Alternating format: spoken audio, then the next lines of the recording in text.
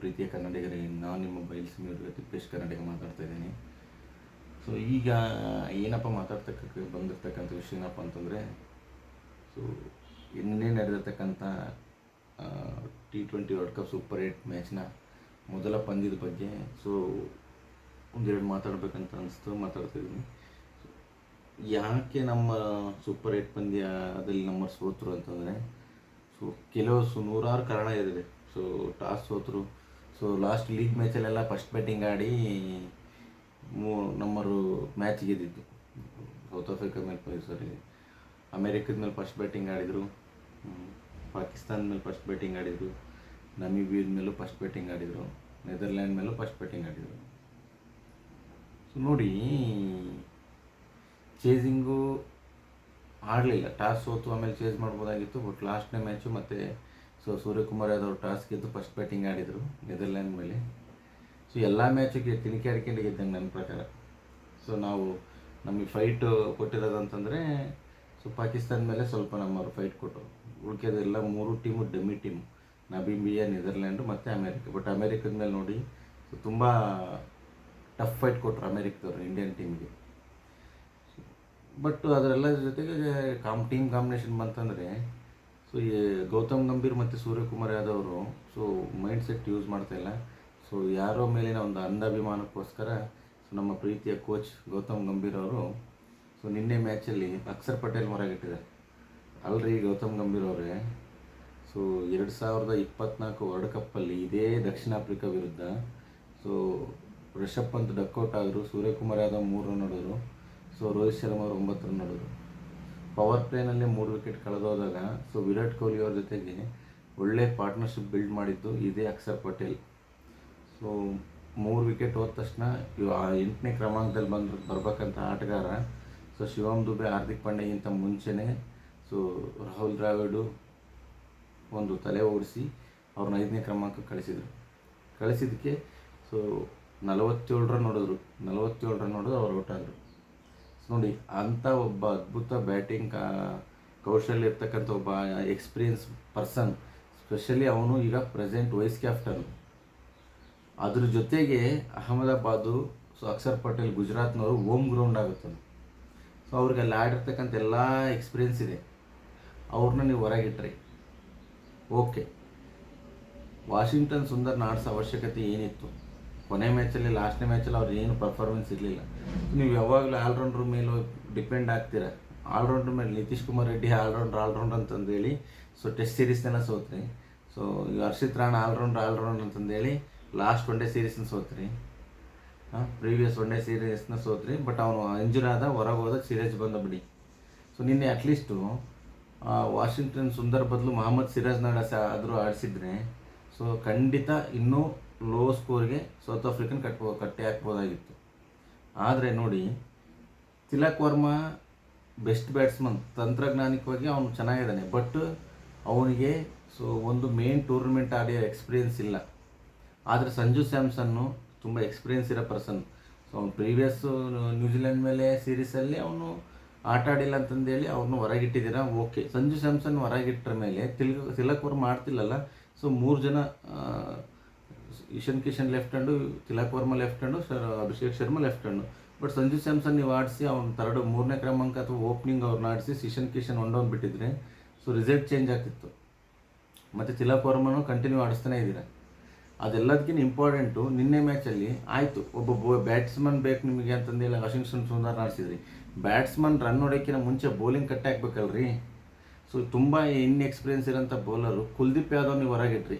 ನೋಡಿ, ರೋಹಿತ್ ಶರ್ಮಾ ಆಡಿಸಿರ್ತಕ್ಕಂಥ ಪ್ರತಿಯೊಂದು ಮ್ಯಾಚಲ್ಲೂ ಕುಲ್ದೀಪ್ ಯಾದವ್ ಟ್ರಂಪ್ ಕಾರ್ಡಾಗಿ ಯೂಸ್ ಮಾಡ್ಕೊಂಡಾನೆ. ಸೊ ಕುಲ್ದೀಪ್ ಯಾದವ್ನ ನೀವು ಕೇವಲ ಒಂದು ಪಾಕಿಸ್ತಾನ ಮೇಲೆ ಆಡಿಸಿದ್ರಿ. ಪಾಕಿಸ್ತಾನ ಮೇಲೆ ಒಂದು ಚೆನ್ನಾಗಿದೆ ಅವ್ರದ್ದು ಕಾರ್ಡು ಅಂತಂದೇಳಿ ಅವ್ರನ್ನ ಪರ್ಫಾರ್ಮೆನ್ಸ್ನ ಆಡಿಸಿದ್ರಿ ಓಕೆ.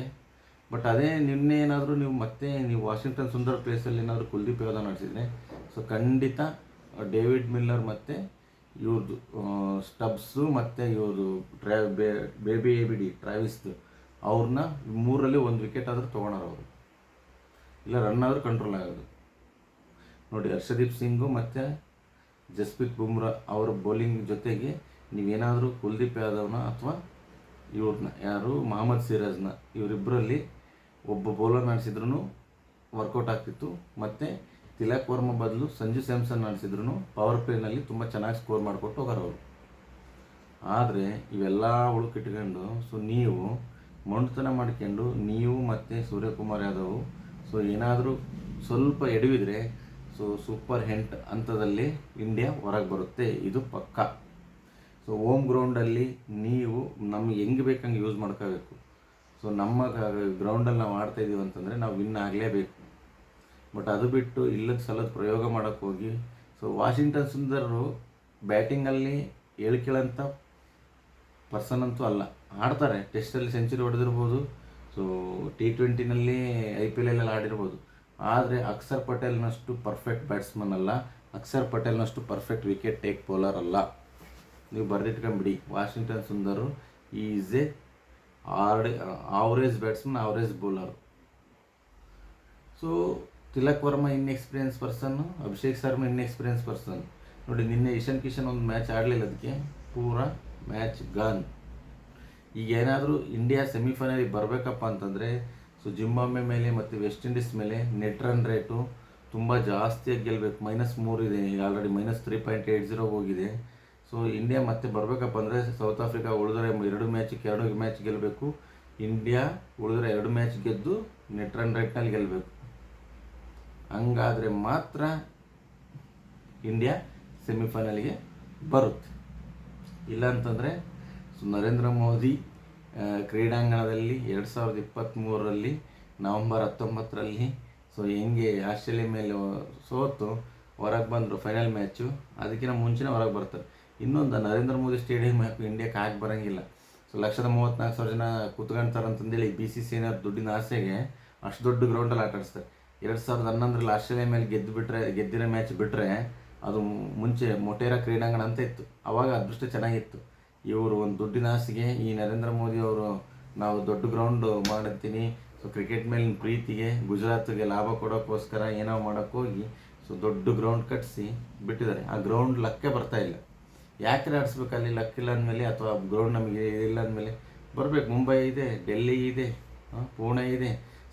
ಸೌತ್ ಇಂಡಿಯಾದಲ್ಲಿ ತುಂಬ ಲಕ್ ಪಿಚ್ಚು ವಿಶಾಖಪಟ್ಟಣಂ ಇದೆ, ಚೆನ್ನೈ ಇದೆ. ಚೆನ್ನೈನಲ್ಲಿ ಆಡಿಸ್ತಾರೆ ಬಿಡಿ. ನೋಡಿ, ಚೆನ್ನೈ ಬಿಟ್ಟರೆ ನೋಡಿ ವೈಜಾಗ್ ಇದೆ, ಹೈದರಾಬಾದ್ ಇದೆ, ತಿರುವನಂತಪುರಂ ಇದೆ. ಸೌತ್ ಇಂಡಿಯಾದಲ್ಲಿ ನಮ್ಮ ಬೆಂಗಳೂರಲ್ಲಿ RCB ಇಶ್ಯೂ ಆಯಿತು, ಮ್ಯಾಚ್ ಆಡಿಸಲ್ಲ, ಓಕೆ ಬೇಡ. 3 ಗ್ರೌಂಡ್ ಇದ್ದಾವೆ, ಅಲ್ಲಿ ಆಡಿಸ್ಬೋದಿತ್ತು, ಪುಣೆ ಆಡಿಸ್ಬೋದಿತ್ತು, ಮುಂಬೈ ಆಡಿಸ್ಬೋದಿತ್ತು, ನಾಗ್ಪುರ ಆಡಿಸ್ಬೋದಿತ್ತು. ಮೇನು ಚೆನ್ನಾಗಿರೋಂಥ ಗ್ರೌಂಡಲ್ಲಿ ಬಿಟ್ಟು ಹೋಗಿ ಲಕ್ಕಿಲ್ದಿರೋ ಗ್ರೌಂಡಲ್ಲಿ ಹೋಗಿ ದಬಾಯಿಸಿದ್ರಲ್ಲ, ಇದು ನಿಮಗೆ ಶೋಭೆ ತರಲ್ಲ.